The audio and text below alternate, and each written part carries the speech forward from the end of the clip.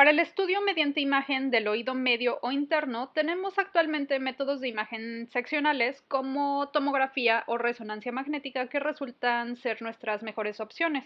Como pueden ver aquí, el grupo de Facebook El Radiólogo Amargado documentó esta solicitud que realizó algún médico en algún lugar de México de rayos X de oído anteroposterior y oblicua derecha, así como un ultrasonido del mismo.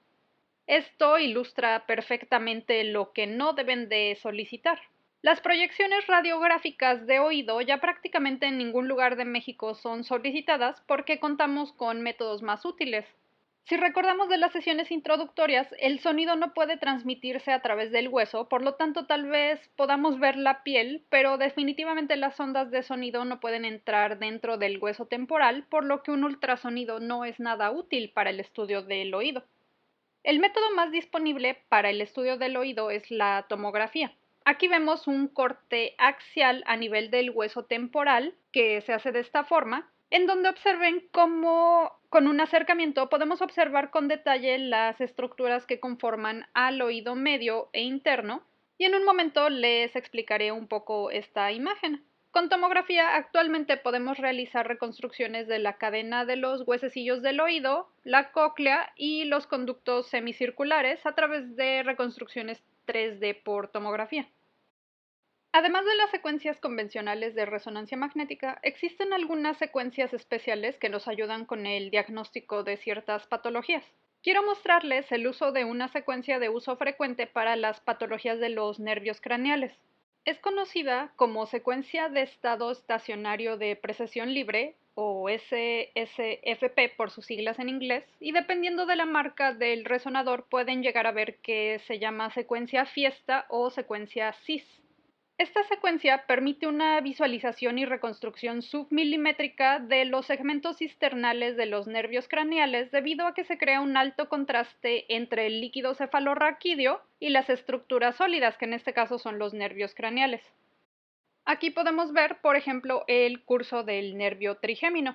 Aquí al nervio abductor y comenzamos a observar el segmento canalicular del nervio facial y por detrás al nervio vestíbulo-coclear que continúa hacia su segmento cisternal y hasta su origen aparente en el tallo cerebral. De forma más caudal podemos ver al glosofaringio y al vago. Con esta secuencia, como pueden ver, pues así podemos revisar todos los nervios, inclusive pues a niveles más superiores. Observen cómo en esta región del oído interno es tal el detalle que podemos alcanzar que si hacemos una reconstrucción oblicua sobre este conducto auditivo interno de esta forma, podemos incluso observar los 4 componentes nerviosos dentro del conducto auditivo interno, con el nervio facial anterior y superior, el nervio vestibular superior de forma postero-superior, el nervio coclear antero-inferior y el nervio vestibular inferior de forma postero-inferior. Incluso basándonos en estas secuencias Fiesta o CIS, podemos reconstruir en 3D al laberinto de esta manera. Retomando un poco de anatomía básica de primer año, de forma simple recordemos que el oído está en el hueso temporal y lo dividimos en 3 partes: el oído externo, el oído medio y el oído interno. El oído externo comprende al pabellón auricular y al conducto auditivo externo, encontrando su límite con la membrana timpánica. A partir de la membrana timpánica tenemos al oído medio, en donde encontramos a los 3 huesecillos del oído, que son el martillo, yunque y estribo, y a sus músculos correspondientes. En este nivel tenemos también a la tuba auditiva o trompa de Eustaquio, que comunica el oído medio con la rinofaringe. El límite medial del oído medio es la ventana redonda que recubre la entrada a la cóclea. Tenemos también en esta pared medial a la ventana redonda. Hacia el techo del oído medio está la fosa cerebral medial. Hacia inferior está la vena yugular y hacia anterior la arteria carótida y la tuba auditiva. Hacia la pared posterior está la mastoides y el nervio facial. Las estructuras del oído medio están rodeadas por aire y es importante que recordemos este hecho de que tienen aire para entender el aspecto patológico del oído medio. El oído interno está formado por un laberinto óseo que contiene un laberinto membranoso. El laberinto óseo está formado por el vestíbulo, por la cóclea y por los conductos semicirculares. A partir del tallo cerebral se originan los nervios 7 y 8 o facial y vestíbulo-coclear, los cuales llegan al laberinto mediante el conducto auditivo interno, como veíamos en las imágenes de resonancia magnética. Los métodos de imagen en la actualidad tienen la capacidad de permitirnos visualizar estas estructuras de dimensiones diminutas con un increíble detalle. Aquí, como pueden ver, estamos viendo el tamaño real de los huesecillos del oído, los cuales son totalmente visualizables mediante tomografía. En esta parte estamos viendo diferentes cortes de anterior hacia posterior en plano coronal, estarían a este nivel. Vean cómo este plano coronal funciona como este esquema. Aquí podemos ver este mismo plano en grande. Observen cómo es visualizable la delgada membrana timpánica y este segmento del oído medial, en donde es visualizable aquí al martillo adosado a la membrana timpánica, y vemos también al yunque aquí arriba. Vean cómo alrededor de estas estructuras pues hay aire. Hacia la porción medial estamos observando ya aquí hueso hiperdenso, que nos indica que estamos a nivel del oído interno, particularmente a nivel de la cóclea. En toda esta parte tendríamos al cerebro, pero con esta ventana no lo visualizamos, ya que estamos viendo una ventana ósea donde solo podemos visualizar estructuras óseas. Por lo tanto, todo lo que tiene líquido o es tejido blando, pues se ve con esta densidad un poco más gris.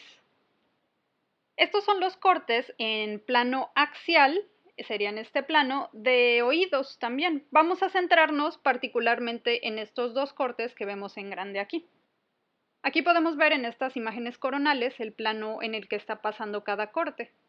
En esta porción externa tenemos a la porción mastoidea del temporal, el cual en su interior observen cómo presenta a las celdillas mastoideas, las cuales tienen aire en su interior y por eso son completamente hipodensas, negras. Para delimitar al oído medio, observamos aquí a la membrana timpánica. En este corte coronal observamos que estamos aquí a nivel del mesotímpano. Hacia el techo del oído medio tenemos al epitímpano, en donde observamos a los huesecillos del oído, que son estos, bueno, dos de ellos. Vean cómo al pasar por aquí en plano axial podemos observar esta típica imagen del yunque y la cabeza del martillo. En un momento vamos a hablar de esto. Observen aquí a los agujeros de la base del cráneo por donde pasan las estructuras vasculares y esta estructura que corresponde al cóndilo de la mandíbula, que forma parte de la articulación temporomandibular. Esta porción corresponde a la porción petrosa del temporal, en donde tenemos al oído interno. Todo esto que vemos aquí corresponde a la fosa posterior, particularmente veríamos aquí dentro al tallo cerebral y cerebelo si estuviéramos viendo una ventana para cerebro, por ejemplo, pero recuerden que esta es una ventana para hueso. Hay otros tipos de cortes, además de axial, coronal y sagital, que podemos utilizar. Por ejemplo, un plano que discurre de esta forma longitudinal que conocemos como plano de Stenbers y un plano que discurre perpendicularmente a este plano de Stenbers, que es el plano de Pochol, pero esos no son de interés básico, por eso nada más se los menciono. Ya que la tomografía es el método de estudio con el que estarán más en contacto en comparación con la resonancia magnética, vamos a ver las principales indicaciones para los estudios tomográficos de oídos. Las que requieren de una fase simple son básicamente los casos de trauma para diagnosticar fracturas en el temporal, ya que las radiografías pues tienen una sensibilidad y especificidad muy limitada para el trauma de oídos. La clasificación más simple para fracturas son las que tienen un eje longitudinal a la porción petrosa del temporal o fracturas transversales a este eje. Esta fractura pues tiene tendencia longitudinal. Podemos identificar también causas de pérdida de la audición, como es el caso de la otoesclerosis, en donde existe crecimiento óseo anormal en el laberinto óseo que nosotros podemos identificar mediante estas tomografías. Sirve también para la planeación quirúrgica de cualquier causa, desde trauma hasta la colocación de implantes cocleares. Recomendamos el uso de contraste en el caso de tumores o de infecciones, por ejemplo, en casos de colesteatoma. El colesteatoma, como vemos aquí en este corte coronal, es una masa destructiva y expansiva de epitelio escamoso queratinizado que puede aparecer en el oído medio, como en este caso, o en las celillas mastoideas también. Vean cómo en este caso está ocupando tanto el epitímpano como el mesotímpano aquí del oído medio. Podemos evaluar tumores ya sea originados del temporal o a partir de las estructuras de este ángulo pontocerebeloso, como estamos viendo aquí en este caso.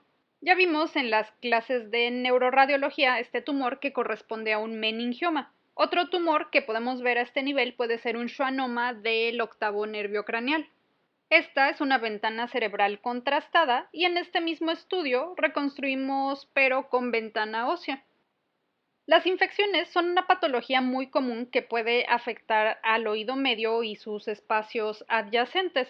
En este caso, la imagen nos sirve particularmente cuando se trata de procesos infecciosos complicados, como vamos a ver en unos minutos.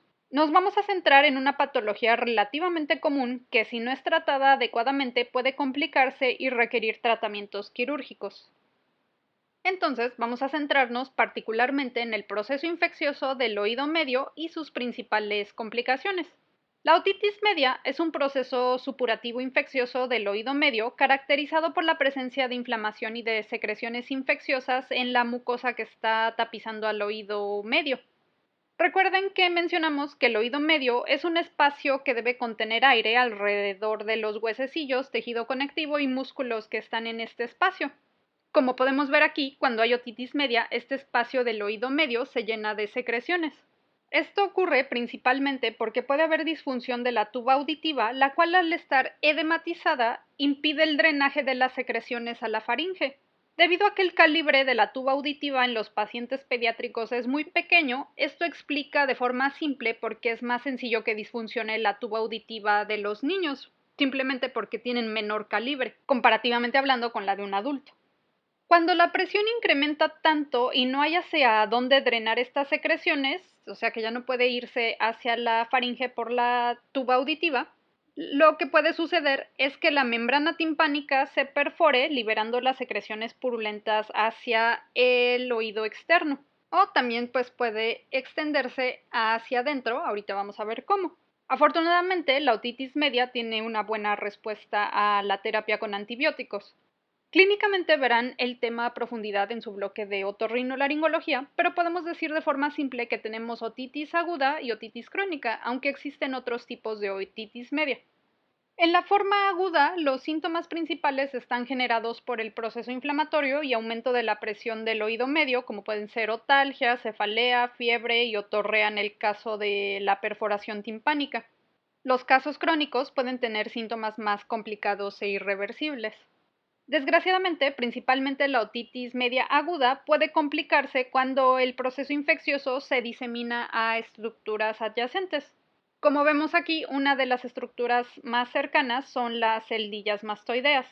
Si la otitis media se disemina hacia la mastoides, eso corresponde a una otomastoiditis.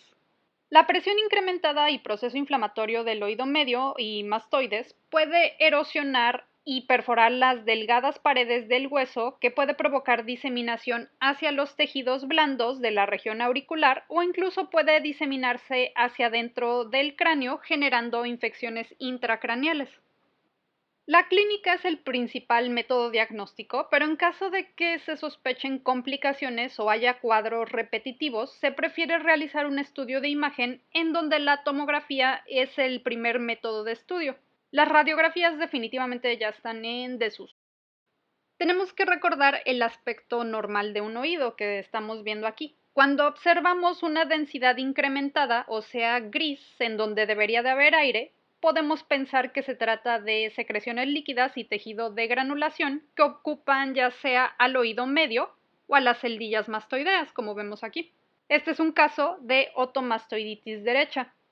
Aquí estamos viendo el plano axial y aquí sus acercamientos respectivos de cada oído, en axial también, y aquí tenemos la reconstrucción coronal. Observen cómo en este lado izquierdo hay aire en las celdillas mastoideas y aquí en el oído medio. En este plano axial podemos observar esta imagen de forma de cono de helado que está en relación con la cabeza del martillo, como la bola del helado, y al cuerpo del yunque, como el cono. Los huesecillos sabemos que están localizados en el oído medio y por lo tanto sabemos que de forma normal tendríamos que ver aire rodeándolos, como estamos viendo aquí. Ahora comparen este oído con este oído del lado derecho. Vean cómo alrededor del cono de lado, que son los huesecillos del oído medio, ahora vemos esta densidad gris en señal de secreciones ocupando al oído medio. Vean cómo en coronal incluso podemos definir cómo la membrana timpánica contiene estas secreciones aquí dentro del oído medio. De la misma forma, vean cómo las celdillas mastoideas aquí no tienen aire, sino que están ocupadas por secreciones. Entonces, en un paciente con síntomas de otitis, al ver esto, podemos decir que este paciente tiene otitis media y mastoiditis u otomastoiditis.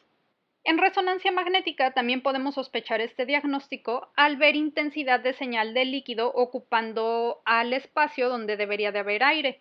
Recuerden que en resonancia magnética no vemos hueso o aire debido a que el hueso compacto y aire tiene pocos protones de hidrógeno, por lo tanto solo vemos este espacio negro como estamos viendo aquí. En esa secuencia T2 recuerden que el líquido es hiperintenso, o sea blanco. Y ahora vean cómo en este espacio no vemos nada. Sin embargo, aquí del lado derecho, en coronal y en axial, estamos observando esta hiperintensidad de señal en relación al líquido en el oído medio, que estaría aquí, y las celdillas mastoideas. Con los estudios de imagen podemos detectar de forma más óptima las importantes complicaciones de la otomastoiditis. Una es cuando la presión de la mastoides se libera hacia los tejidos adyacentes de la región auricular que conocemos como otomastoiditis confluente o coalescente. Observen aquí cómo ambas celdillas mastoideas tienen aumento de la densidad en su interior, aunque aquí del lado izquierdo estas celdillas centrales aún tienen aire. Vean ahora de este lado derecho cómo hay un segmento en donde la pared ósea ya está erosionada, aquí señalada con las flechas. Con la ventana para cerebro podemos observar cómo hay una colección líquida con pared hiperdensa tras la aplicación de medio de contraste que está localizada en esta región retroauricular. Esto corresponde a un absceso retroauricular secundario a otomastoiditis coalescente, que clínicamente veríamos así. Clínicamente podemos sospechar una otomastoiditis coalescente al observar este tipo de aumento de volumen inflamatorio en los pacientes, particularmente pacientes pediátricos. En caso de que las secreciones infecciosas tuvieran coalescencia hacia dentro del cráneo, estas secreciones pueden generar infección ya sea desde una meningitis, colecciones infecciosas subdurales que conocemos como empiema, colecciones infecciosas epidurales o incluso abscesos cerebrales, trombosis venosas y bueno, ya vimos todos esos temas en el bloque de neuroradiología. Aquí estamos señalando secreciones a nivel del oído medio y aquí a nivel de la mastoides. Aquí pues también vemos que hay erosión. En la ventana para tejidos blandos de este paciente podemos observar una colección de morfología epidural aquí en la fosa posterior en relación a un absceso epidural. En este otro caso, en ventana para hueso, observamos destrucción parcial de los huesecillos del oído medio, aquí señalado con la flecha roja, el cual pues vemos que además está ocupado por secreciones. Las celdillas mastoideas son bastante amorfas y presentan secreciones en su interior, y observen aquí señalado con esta flecha amarilla cómo ya está erosionada esta pared posterior. En la ventana para cerebro de este mismo paciente, observamos esta lesión a nivel del cerebelo. Recuerden que los abscesos con medio de contraste tienen realce en anillo, que es lo que estamos viendo aquí, un absceso cerebeloso producto de esta mastoiditis. Prácticamente la imagen seccional con tomografía o resonancia magnética es de bastante uso en casos complicados, más que para el diagnóstico de una otitis aguda no complicada. Oído es una sesión bastante breve, pero en la próxima sesión de este bloque vamos a cubrir los fundamentos de imagen del cuello.